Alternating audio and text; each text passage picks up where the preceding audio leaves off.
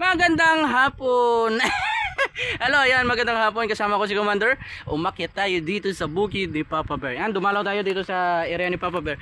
Mga tanim niyang saging, tingnan natin. Ito yung mga saba niya, tingnan yung mga babayan, oh. Ayan. Ayan.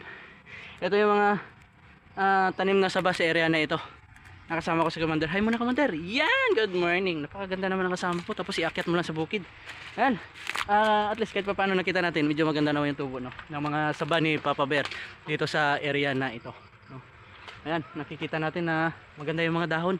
At saka malinis na yung area niya kasi nag-spray tayo ng ng para sa mga damo, no, mga kababayan. Ayan. Flex ko lang, no, yung tanim ni Papa Bear. Shoutout kay Papa Bear at kay Mama Bear. Sa mga kababayan po natin na nagtatanim din ng saging, shoutout sa inyong lahat. Di ko lang alam, at least nag-invest tayo nito. Hindi pa natin nakita kung anong outcome niya, no, mga kababayan. Pero sana, sige lang, tuloy-tuloy lang, tanim lang tayo. At kung bumunga naman ay may biyaya na may bibigay sa atin. Ayan. Shoutout kay Boss Marvin at saka kay Boss Sunny Shentos, ano, nagmo-motivate sa atin magtanim ng saging noong nakaraang mga buwan. At least ito ay mahigit mag-isang 6 na buwan na yata, no, yung saging na ito. Ayan, doon sa kabila tingnan natin mamaya. At may tanim din tayong lakatan doon, tingnan natin.